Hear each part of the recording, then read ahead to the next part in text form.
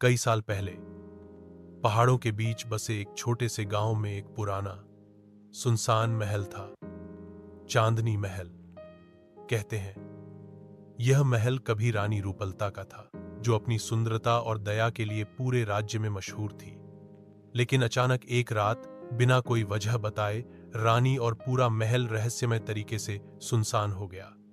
तब से लोग कहते थे कि अमावस की रात को महल से रानी के कदमों की आहट, पायल की झंकार और कभी कभी धीमी धीमी कराहने की आवाज आती है। गांव में वीर नाम का एक जिज्ञासु युवक रहता था। बचपन से ही उसने चांदनी महल की कहानियां सुनी थी और उसके मन में हमेशा सवाल रहता, आखिर सच क्या है। एक दिन वीर ने तय किया कि वह इस रहस्य को सुलझाएगा। अमावस की रात जब पूरा गांव नींद में डूबा था, वीर अपनी टॉर्च और एक पुराने नक्शे के साथ महल की ओर निकल पड़ा। रास्ता लंबा और सुनसान था, लेकिन वीर के कदमों में डर नहीं था। महल के पास पहुंचते ही ठंडी हवा का झोंका आया और दरवाजा अपने आप चीं चीं की आवाज के साथ खुल गया। भीतर प्रवेश करते ही वीर को महल की दीवारों पर जाले, टूटी खिड़कियां और बिखरे हुए पुराने फर्नीचर दिखे।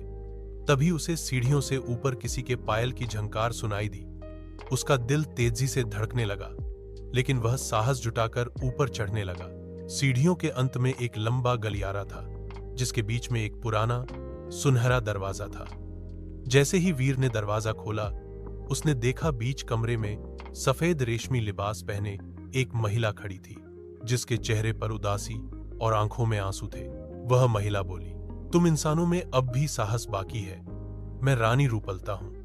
कई साल पहले मेरे ही विश्वास पात्र ने मुझे धोखा दिया और राज्य पर कब्जा करने के लिए मुझे इस महल में कैद कर दिया। मैं मर गई, लेकिन मेरी आत्मा तब तक मुक्त नहीं हो सकती जब तक मेरा सच सबके सामने ना आ जाए। वीर ने पूछा, मैं आपकी मदद कैसे कर सकता हूं? रानी बोली, मेरे कक्ष में एक सोने का संदूक है, उसमें मेरा लिखा आखिरी पत्र है। वह पत्र गांव वालों को दिखाओ ताकि उन्हें पता चले कि मैं निर्दोष थी। वीर ने संदूक ढूंढ निकाला, उसमें से पत्र और एक कीमती हीरा मिला। वीर ने पत्र लेकर अगले दिन पूरे गांव में लोगों को सुनाया। उसमें लिखा था कि रानी रूपलता को उसके मंत्री ने धोखा देकर कैद किया था ताकि वह राजगद्दी पर बैठ सके। सच सामने आते ही गांव वाले महल पहुंचे और वहां रानी की आत्मा को धन्यवाद दिया। उसी समय तेज रोशनी फैली और रानी की आत्मा मुस्कुराते हुए आकाश में विलीन हो गई।